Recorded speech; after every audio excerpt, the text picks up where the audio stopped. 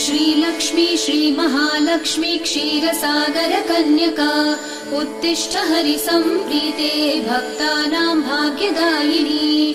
श्रीलक्ष्मी श्रीमहालक्ष्मी क्षीरसागर कन्यका उत्तिष्ठ हरिसम्प्रीते भक्तानां भाग्यदायिनी।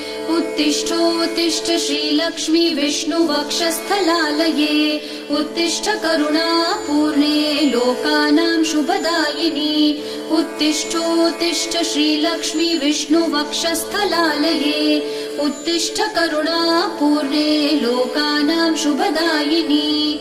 श्रीपद्ममध्यवसिते वरपद्मनेत्रे श्रीपद्महस्तचिरपूजित पद्मपादे श्रीपद्मजात जननी शुभपद्मवक्त्रे श्रीलक्ष्मी भक्तवरदे तव सुप्रभातम्।